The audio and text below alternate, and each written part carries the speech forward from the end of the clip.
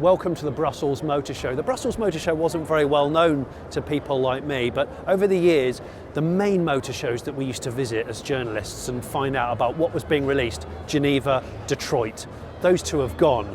I've come here because there's been a bit of a buzz about some new product, and in this video I'm going to do a bit of a whistle-stop tour of the interesting and latest vehicles that are coming out. I'm Jonny Smith, you're not looking at me, you're looking at that. This is the Late Break Show.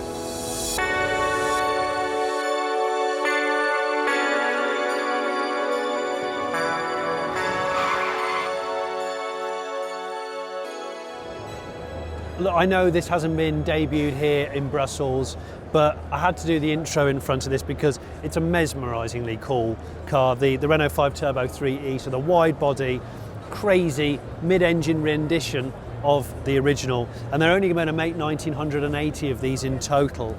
Twin motor, rear wheel drive, 555 horsepower I think, 3 seconds to 62, you know, but look at it in this coloration as well. The wheels, the venting, the stripped out cage inside, it's just glorious. They've captured all the elements of the original mid-engine car. Every angle, it just looks phenomenal. So I wanted to come and see this because you'd be annoyed if I walked past it. But the real reason why I'm on the Renault stand is actually in this green cube, because it's the new Twingo. I just want to have a closer look at the new Twingo. Renault seemingly can't do wrong at the moment. Look at its characterful frog type face. It's got to be the most French car out there, hasn't it? It's even more French than the Renault 5 and the Renault 4 at the moment. The new Twingo E-Tech. See, we never got the original Twingo in the UK, so predecessor, the original Twingo, you still see dozens of them around every town and city of Europe. You could only get it as a left-hand drive, but this is coming to the UK.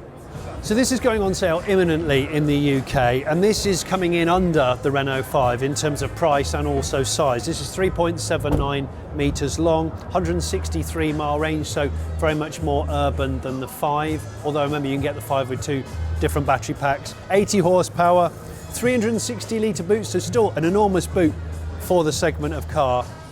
And it's having that usual thing of like the Renault 5 is really fun inside and it's also stylish. This is very much harking back, I think, to the 90s original, where you've got the patterns here. I really like it. The same Google infotainment system, but it's in this kind of lozenge visor, which is also body coloured over there. And it uses all the guts of the chassis that Renault have made that's ground up electric for everything, for the Megane, for the 5, for the 4. So it really promises good things. Love this colour, wow, this colour. And like the Panda actually and a couple of the others, the light clusters and everything really stand proud of the bodywork. And I noticed the face of this, or the face, should I say, of the new Micra, which is over there. I'm going to go and pop and see the new Micra, which is based on the Renault 5. It has very similar eyes to the Twingo. Look at these. It looks almost, do you know, it looks very Japanese, I think. Looks quite Pikachu, I love it. And these little parking buffers, they're nice, aren't they? So normal bumper, but with a Parisian parking buffer. And these little, and the rear window is framed in this sort of like recycled plastic with a fleck in it frame. It's good to see this sort of design flair.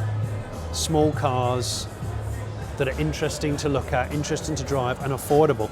Actually, I was just looking at this, and the price in euros with the electric government discount, 21,300 euros. So this could be in the UK a sub 20 grand car. I've just noticed also the 3 little louvers, you know, like the Renault 5 has that that homage to the original cooling louver, which has the charging status. This has just got this in plastic because it was one of the defining features of the original. So cool, isn't it? Fiat are doing an interesting electric Panda, Twingo's back, Renault 4, Renault 5's back. Exciting times. Micra's back. This is already out, I know this, but one of the most successful videos on the Late Break Show that I ever did, interestingly, was the Citroen Ame. And of course, what they've done with this, what Stellantis has done is let Fiat loose on it. And they've created the Topolino, a name from the bygone era. But I think they've done such a good job of it because it sort of has the face of a 500, but it is just the architecture of the AMI. We know it's a 30 mile an hour kind of city little thing that's largely made out of plastic. Extremely utilitarian. Amazing how much cooler it looks when you put this face on it and these wheel trims, the white wheel trims. And I haven't seen it yet in the, I was going to say in the metal, in the plastic. I haven't seen it yet. I just think it's a perfectly formed little thing. What's bizarre about the AMI / this, and I know that Opel do one as well, or did do one, is that this is one of my brother's favourite cars of the last 10 years. My brother does not like many new cars, but he often works in Germany and he hires an Opel version. He says it's so good, and he wants to buy either one of these or an AMI to just drive to his workshop and back. One thing that this has got that the AMI I'm pretty sure doesn't have, although it's been a while since I've driven an AMI, is it's got a dash satchel. A strange little dash satchel. Okay, some ladies are about to join us with the glass fibre clouds and also the Panda, because life is pandastic.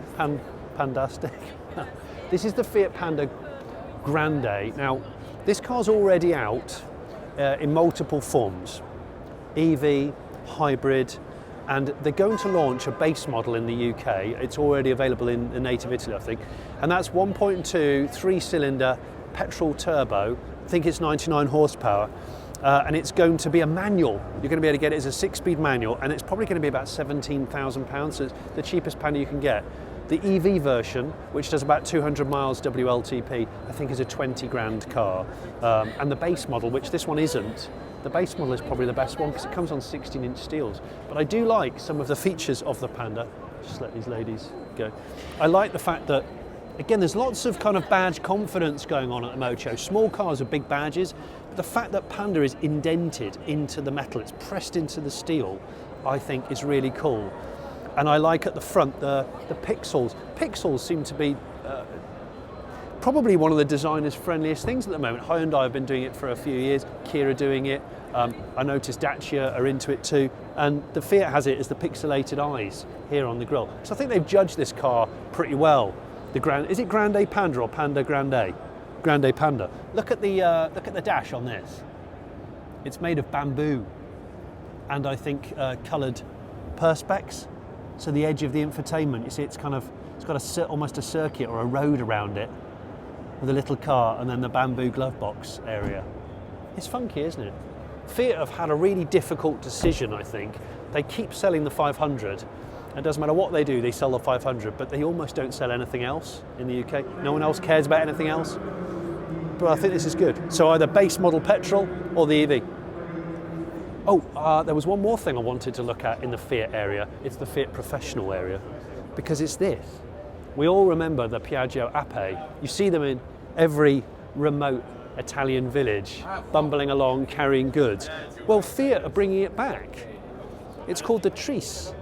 And I think Tris is an Italian game where you have to cross the 3 things off. Or, I don't think it's noughts and crosses entirely, but forgive me. But it's basically a 2026 version of the Piagio Ape, but it uses the guts of that. It uses the guts of the Citroen AMI. So it has Citroen AMI battery pack in here, and there's a Citroen AMI motor back here, albeit with old school leaf spring suspension. It weighs 500 kilos, but it can carry 500 kilos, so a ton in total. Obviously a 3-wheeler with handlebars, just like the old school one, but with a digital dash, little 5-inch display. It's designed to be the ultimate kind of B2B last mile micro mobility tool. You can imagine these as barista things. They're going to supply them as chassis cabs, so you can have a full cab back for doing deliveries, perfect for cities as well as little remote places. But what's really cool about this is that it just reuses those components. So 6.9 kilowatt hour battery, I think. It'll do 90 kilometers on a charge. It'll do 45 kilometers top speed. It has regen braking. It has fully LED lighting. So it does have modern things, but the silhouette is exactly the silhouette that you remember. Handbrake down there, manual wand, which is really cool. I don't know if you've ever driven a Piagio Ape. I have. I've driven them in India because they're like tuk-tuks basically. Really useful thing. And obviously because I'm an honest, simple, lovely peasant farmer, I only have 3-pin plug or 2-pin plug because I'm European. So it only charges like the AMI on a conventional home plug, and it will fully charge in 4 hours before I go to market. I think this is the car of the show for me. This is the debut of Citroen's, well, Citroen being Citroen. This is MPVs being cool again. It's electric, it's called the ELO. No reference to Jeff Lynne and the Electric Light Orchestra as far as I know. But what this is rewriting the rule book, as it were, for what a utility car van MPV can be like. We've got so fixated with SUVs. In fact, this is what an SUV should be. It is a sports utility vehicle, but it's not lots of wasted space. It maximises space. And I'm about to meet the head of Citroen Design, Pierre Leclerc, for a quick whistle-stop walk around it. Hello again. Hi Pierre, hi. Yeah, good to meet again. Good, I know you're busy today. This is obviously a debut vehicle. Yeah. I'd love you to just give me a little whistle-stop guide around the ELO. Yeah. I've seen concepts similar to this, but I love this idea of kind of like an office. Yeah. A sexy box that's very, very practical. When we started this concept, we wanted to, on a very small footprint, develop a new type of interior, go back to the MPV, make it sexy, make it desirable, yes. But in a very small footprint. So we took the C3. Right, okay. This is the size of a C3. Is it really? 10 centimeters more, right? Okay. 10 centimeters more. It's a bit wider because we wanted to have 3 adult seats in the back. You could think of the C5 Cross that we have just replaced. Yeah. And basically, if you have an electric car, because we have a small engine in the back, then all that space in the front, you could use it as space. Yeah. So we didn't try to put 3 rows of seats. We thought, you know what, in a small car like that, maybe it's only for 4 people. Yes. Maybe 6 occasionally. Yes. So, but what if you could put the driver in the center? Yeah. Then you can use a little more of that space. We push the wheels the forward. wheel wells, of course, Yeah. in between the wheel wells. Exactly. Right. And we've done it in a way that you can rotate the seats, so you can, for ingress, it's quite easy. Yeah. We made sure that the belt line, the glass goes down quite a lot, so you have exactly the same visibility when you sit in the center as in a C3 Aircross. That's great. Because that's what is important, that you see the corner of your car. Yeah. And MPVs are always good for the great visibility and the panoramic views. And we believe in the fact that, also the children in the back, in some cars today, they have the belt line going up. Can't see anything. Can't see anything. And it's dark. So we want the people in the back to be able to see outside. Yeah. So we really believe in that.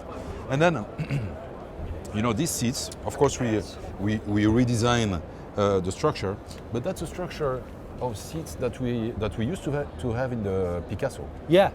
So nothing Love fancy. the Citroen It Picasso. works. It's a rail, so it goes back under the seat. Imagine you have a family, you're a family of 4. What is the norm today? Yeah. You go to vacations. Papa or Mama is driving. One of the kids wants to come and sit next to you while you drive. It's possible. And if you wanted to be 6, you could actually be 6. Yeah. And then what we wanted to, when you make a concept car, I always say you should not try to make something production-like, and you have to pick your fight, because if you try to do everything, then you will do a crappy production car. Yes. So in that interior space, we wanted to, it's a fact that, and especially since COVID, people want to have their car as a third place to live. Yeah. It's the van life thing as well. The van life, people want to sleep in their car, they want to go work on Friday from anywhere, next to a lake, next to the sea, in the mountains, whatever. And I thought, okay, then let's try to have a car in which you can, of course, work. We want a car that is quite active, and we wanted to work with a brand that's called Decathlon. I don't know if you know that. Yes, yeah, absolutely. The sports shop, yeah. And Decathlon is, we like that brand because Decathlon is, we share the same values. I like Decathlon like IKEA because I think they make innovations not by using expensive technology, but by having products that are really well thought and well designed. Yeah. So we worked together with Decathlon from the start to the end and really co-designed this car, not only making accessories, but of course with incredible materials from them, innovations. Yeah. To be able to explore the second pillar, that we call it play. You must be able to, we developed an application with them. You have all the toys that you can bring in the car. An application Oh, that... of course, all the outdoor sports equipment. Exactly. We have electricity here. Yes. We have air, because those mattresses, and that's an innovation from Decathlon. It's the same technology you have in the paddle board, that you're using on the water. Yeah. Just a bit of air, and it gets to the right rigidity. Yeah. And so 2 persons can sleep when you have a flat floor in the back. Right, but you got the power output here because the door's open, so the whole side of the car is completely now open. Exactly. And so that's the third pillar. You have to be able to rest at the end of the day, of course. Of course. So you sleep in there. We have a little screen that you pull down. Oh yeah. Yeah. We have those. We don't have the projector here, but you can attach a projector on one of those. You got these sort of lock systems. Decathlon lock systems. Yeah. And then you can actually. Salut les gars. Salut Johnny. And then you can. Pascal, tu peux m'aider à ouvrir le. And I love this because this is really something. I want to open the roof, Pascal. I didn't know the roof opened. Hang on. So the rear part of so it's a bit more complicated. Oh. Yeah. Voilà. So everything is manual. It's like a cantilever. Exactly. And you close the doors. Yeah. So you're sleeping, watching a little movie, and having a starlight.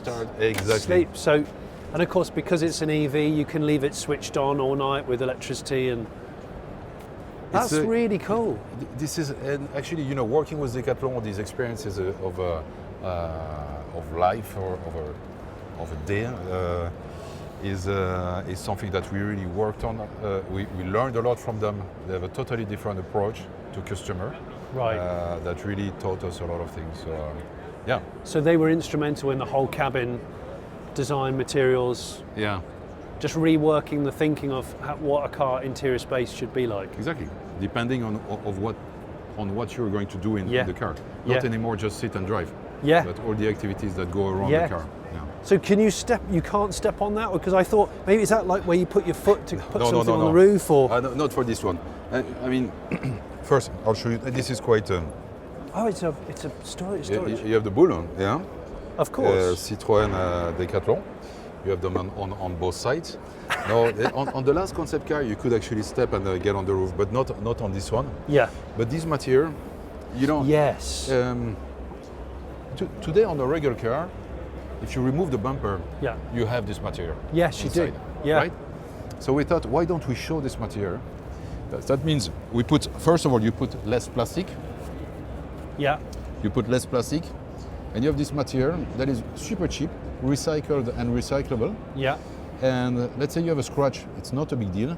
No. If it's too much of a scratch, at least you don't make a scratch on your bumper. With the paint and the And you can replace that easily. So this is sacrificial. Exactly. Yeah. This is not a normal bumper. And that, of course, you open this, you reuse this, but you change a piece. And that material we used in a couple of areas of the car, simply. I think it's wonderful. When are you going to build it? If you guys, it's the new Picasso. If you guys are positive in your articles, and then you help us to convince the I'm all for maximising the space that you have. And like you say, not a very big footprint, but loads of options, loads of derivatives. I think it's wonderful. Yeah. And that's the thing. For me, the MPVs, first of all, you have to make them desirable. Yes, you do. I don't know if you like them or not. I do. I miss them more and more as the years go on. Of course, you want the practical side of it, but you want to have fun using them and driving them. You know, as a dad, sometimes it can be frustrating, so you want to make something that is sexy as well. You do. But today, why would you need to have 7 or 9 persons in an MPV? Why can't we do something super tiny like that? Yeah.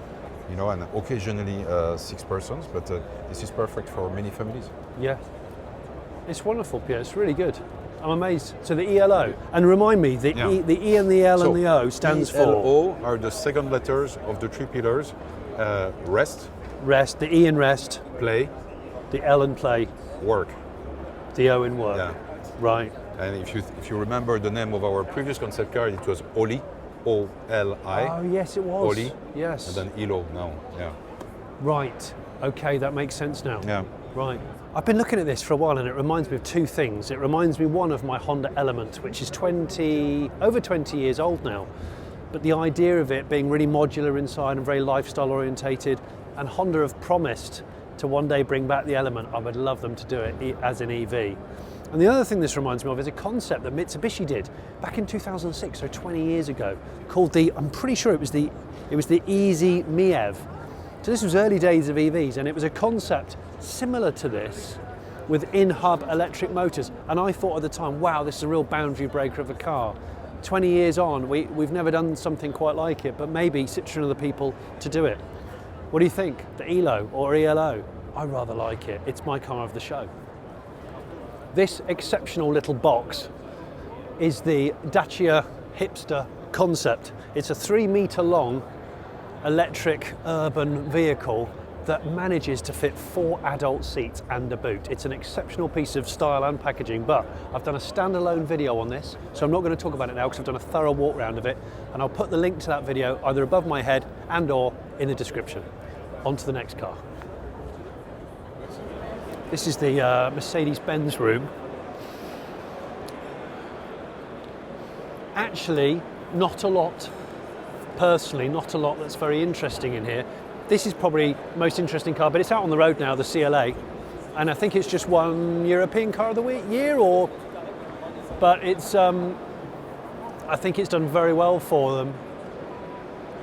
I just think their design language is not quite right. Oh, it's the CLA. It's one of them. Yeah, it's one of them. They all look a bit too soap bar for me. And they've got rid of the EQ name, haven't they? I think nothing's called EQ anymore. And a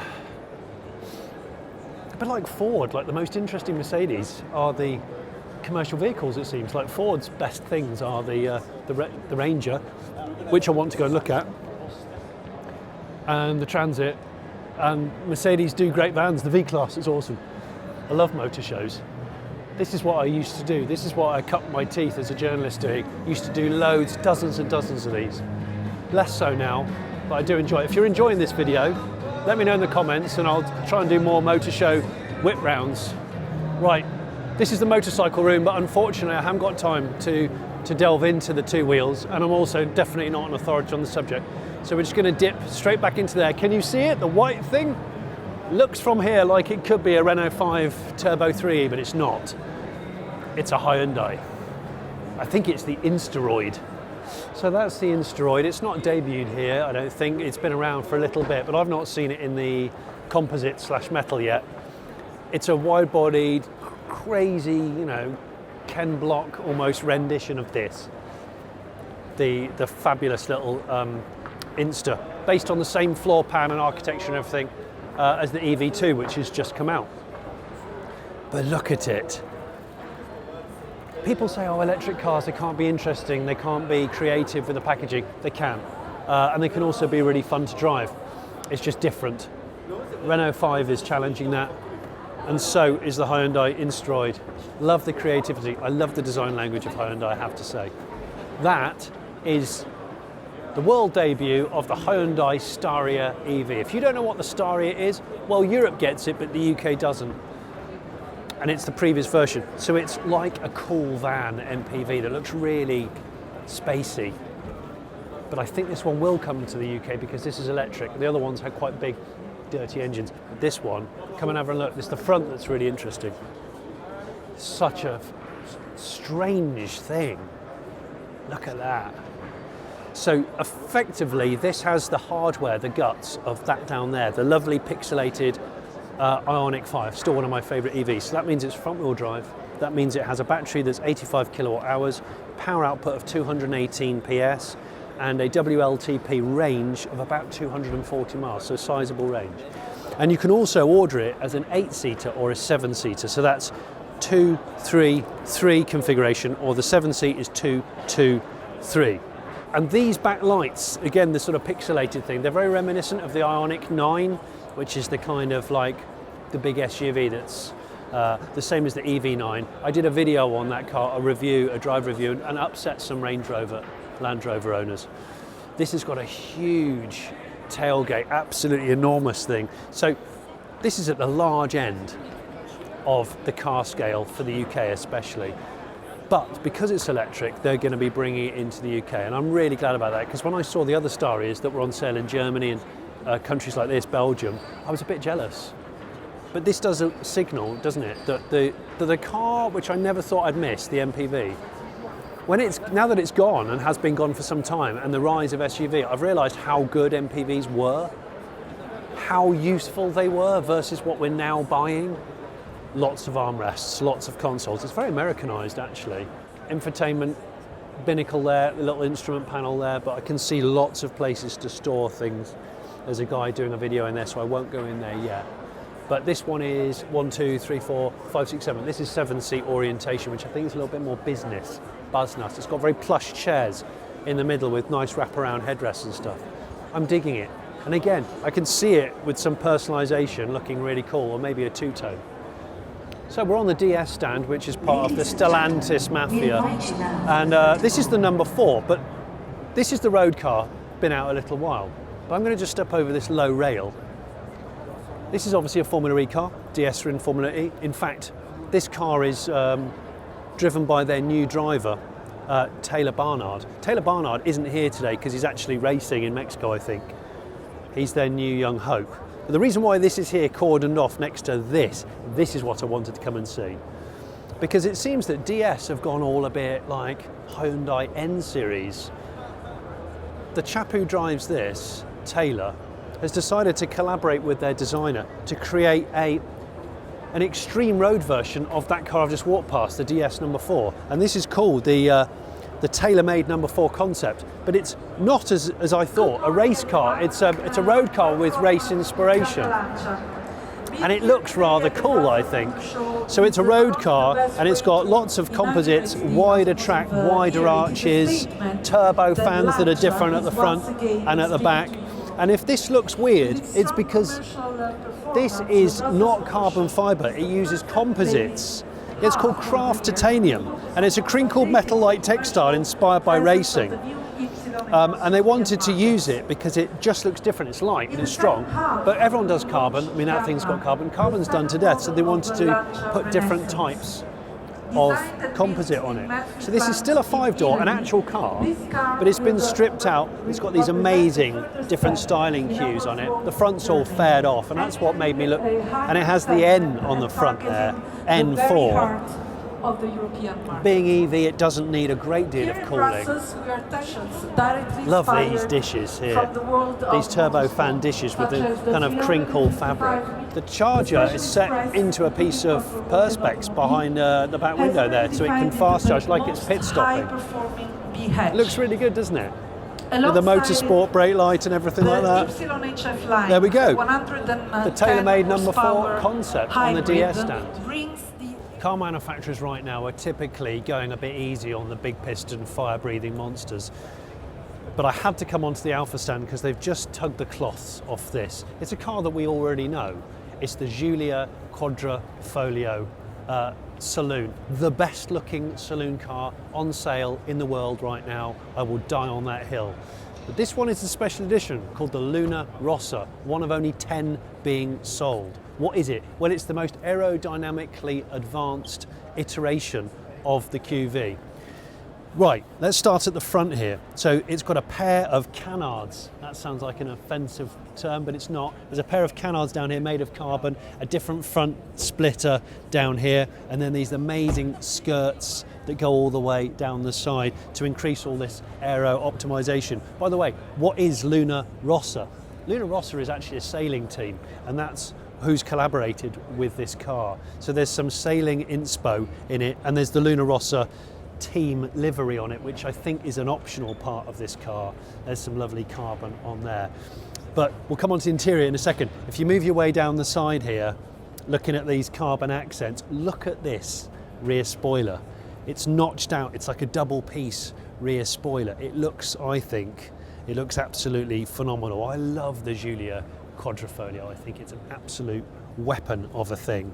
It's got a lighter, louder Akrapovic exhaust system down there. And then if we come round here, oh, by the way, forgot to say, This creates 140 kilos more downforce at 186 miles an hour. That's 5 times more than the standard QV car. That's pretty good, right?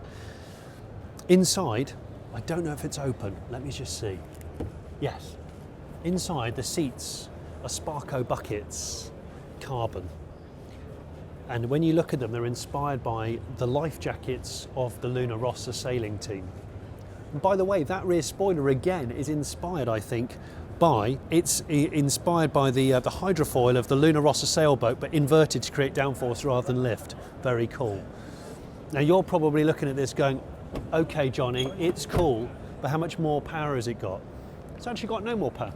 So under there, the same 513 brake, 2.9 bi-turbo V6, but it's just got that louder exhaust. So they've just gone more on the aero, more on the downforce, and I guess it's a collectible edition, and it will be instantly collectible, but all this does is makes me look for second-hand Alfa Giulia Quadrafoglios more and more and more as the days go on, because I think in a sea of terrible-looking Mercedes, terrible-looking BMW M cars, this is the one.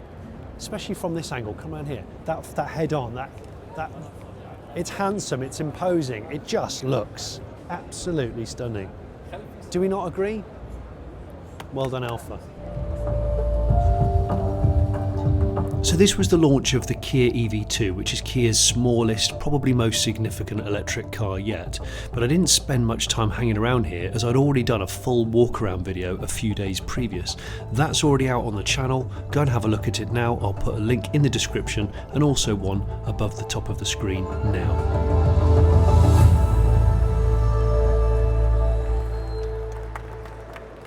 This is the Audi Concept C, a car which hasn't debuted at this show, but I haven't seen it yet, so I'm keen to do it. And it sort of is showing the new design language of Audi. It's a roadster coupe, it's electric, and it's got a new grille face. Obviously, most of the Audi drivers on the road right now display the See You Next Tuesday concept, but this is the philosophy of design. That's a really good looking car. And it's bizarre, isn't it, that this sort of came about just as they killed the TT. So maybe this is the turning of the new era. But a lot of people have been looking around. This is holding an awful lot of interest for people. And there is an R8-ness about the back, I think, with that bar rear light there. It's actually very minimal, and that's ironic given that so many Audis now are quite fussy, especially RS cars. There's just too many lumps, bumps, winglets. It's a bit too try-hard, but this I don't think is try-hard. So the Concept C, not the other type of C. I would have never predicted in all these years that you turn up at a motor show and Bugatti would be bedfellows with Rimac, the all-electric supercar. And of course, the thing that interests me most about these two cars is the one man that links them, which is Mate Rimac, who's just one of the nicest people and I think one of the cleverest people I've ever met. Such a gentleman and a really, really interesting man. So yes, that's really cool. But that's the Nevera R. Now, if you've watched this channel before, you might not know that probably the fastest road car or car I've ever driven is the Rimac Nevera when I went on the launch, and I did some stuff on the track and I did some stuff on the road. I would love you to watch those videos. That is an astonishing car. The R promises even more. So it's 2107 horsepower. It does 430 kilometers an hour, 0 to 60 in 1.66 seconds, 0 to 100 kilometers an hour, so 0 to 62 in 1.7 seconds, 100 to 200 kilometers an hour in 2.2 seconds, 0 to 300 kilometers an hour in 7.89 seconds, and it does the quarter mile in 7.9 seconds. To do the quarter mile in 7 seconds with any form of luxury and warranty and usability is nothing short of astonishing. And that's why when I drove the Nevera, I was like, I don't think you can ever get a bit bigger than this. But the Bugatti interests me even more because of this new generation being affiliated with Mate Rimac. So all power to you, Mate. One car which was unveiled here is this. It's the 308, and it's electric. It's available as an electric car. Fantastic estate car. They still make them. Go and have a look at them because they'll disappear if you don't buy them. I've come onto the Blue Oval stand, Folds, and wanted to have a look at the Ranger pickup plug-in hybrid, but this specifically is the MSRT Ranger plug-in hybrid. Really good looking thing, actually. Better looking than the Transit MSRT. So 2.3 engine, plug-in hybrid. I think it does 27 miles on electric only, but you've got really cool things like the professional pack where you've got 3-pin plugs in the back bed, and I think that kind of stuff's just really, really useful. This is obviously like a wider body. The normal Ranger feathers over there, so you can sort of compare. This one's a bit more brawny, different wings, different front bumper setup. It looks even more American than the current Ranger. Tow's 3.5 tons still, gross payload of 1,000 kilos, and I like it. I do, I think it looks good. Ford have always done a good Ranger, actually. I just wanted to get a little bit more information on the Ranger plug-in, and I've gone on the Ford's press site, and it says, look, it's Europe's first plug-in hybrid pickup. So there we go, it's got the 2.3 EcoBoost with a 75 kilowatt battery. So we've seen the Twingo with its happy face here. We obviously know what the Renault 5 looks like.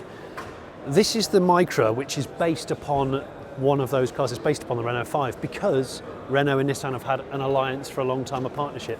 So you can see it's got kind of cartoony eyes, happy face, happy Micra. I remember the K12, which I think they've used the design language of a bit. The K12 was one of the coolest Micras, and it was more Fiat 500 than the 500, but it predates the 500. Anyway, they should have carried on with it, but they haven't made an interesting Micra for ages. So this is it. It's a reclothed Renault 5.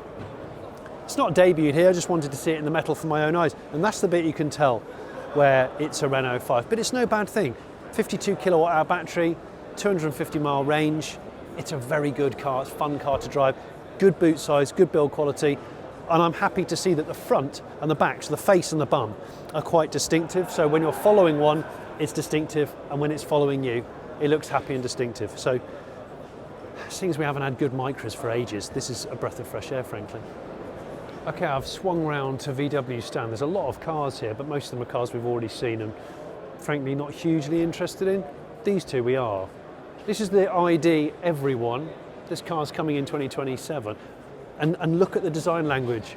I just think the design language it's just more cohesive and more relatable, and it just has that more, I don't know, it's hard to describe, something just a little bit more classless about it than the ID range. And that, the ID2, is the arch rival really of the Renault 5, Kia's EV2, and all the Stellantis products around about that size, Panda.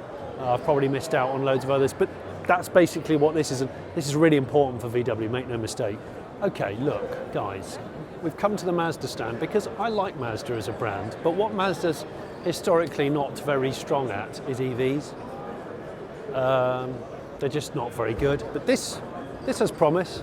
This is the CX-6E, you've got to say that really carefully, CX-6E.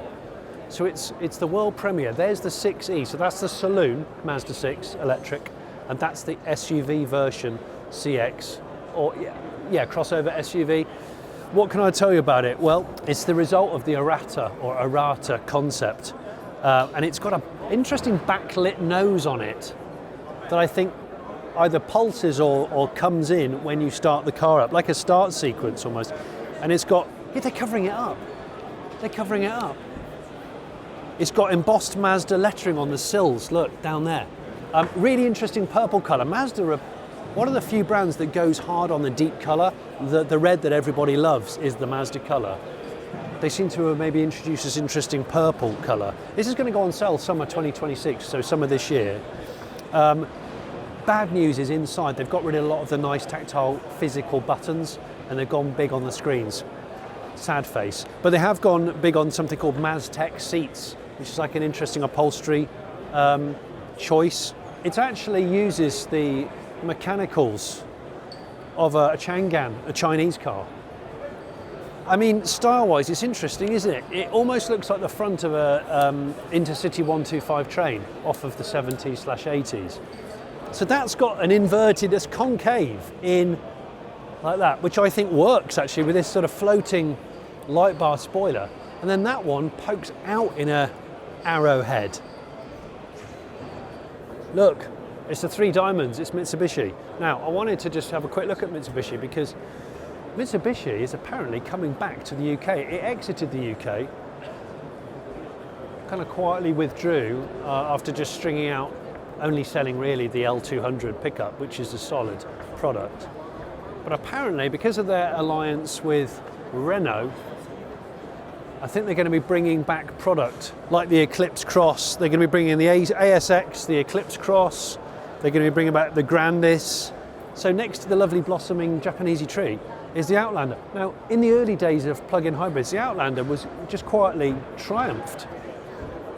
So it's coming back, and it's a twin motor, all-wheel drive 2.4 litre engine, I think. So that car did really well in the UK, and this new version, I'd be interested to see whether or not it's actually any good and whether or not consumers come back to the Mitsubishi foray. I'd like to see some Mitsubishi K cars coming to the UK, because remember Honda, who aren't bringing that N1 electric. It's not here, but they are bringing it to the UK, and I can't wait for that. What happens when you look at the Honda E and go, that's really nice, and then you look at the lens of an iPhone and go, that's also really interesting? Well, you get the design language of this, the Neo Firefly. Neo is a Chinese brand which has been around now for a while. It mostly has focused on high-end, high-tech, both cars and other things, including AI assistant stuff. But the Firefly is a departure from that, because this is a much more cost-effective, simple, regular back-to-basics vehicle, which I'm very interested in. So let's take a closer look. What do we know? Well, we know it's a 4-metre long car, so it's basically a Renault 5 rival. And it's very flush and smooth, quite simple styling, 5-door hatch. And it's probably about 20 grand that it's going to be selling for. It's 41.2 kilowatt hour battery. It'll charge 10 to 80% in 29 minutes, up to the speed of 100 kilowatts. It does 200 miles range, and it has vehicle to load. But look at this little, even the bonnet looks very Honda E-ish. And if I Jules Holland it and come around to here and show you the back even of the Neo Firefly. Illuminating badge, which almost everybody does now. The same kind of iPhone lens face. Lovely little spoiler with a rear camera in there. And then if you come around here, it's busy on this stand, by the way. Lots of people doing their thing. In here, this is like a microfiber. There's lots of microfibers going on in here, and a bench seat. They call it a kind of bench. I think that armrest goes up so you can shimmy from one side to the other. It's got a flat floor car. Look, loads of open space there. In fact, I could probably get in there. Yeah, I can, look. Definitely very flat. Yeah, it's really flat. So completely flat floor here. This reminds me of my old Nissan Cube, this kind of setup here. So you can shimmy across, it's kind of flush. And the other thing is, it's got a 92 litre fruit over there. And it's also got 6-inch instrument binnacle there, and a 13 or 13.2 inch infotainment screen there, which has Google interaction and stuff. I like this little car. It's got a really, really good pano as well going on up there. Yeah. So there you go, Neo Firefly. The Honda E with the iPhone eyes. So this really concludes my little whistle-stop Brussels Motor Show report. I hope you've enjoyed this. Got a little bit of inspiration of what's going on in the motor industry at the moment, because it is an interesting place. There's always something going on that's curious. If you haven't already subscribed to The Late Brake Show, I'd love you to subscribe to The Late Brake Show. And maybe you want to support us via Patreon, where you get early access to videos like this and a blog from me telling you about what I've been doing behind the scenes every single week. Ta-ra, love you, got to catch the Eurostar.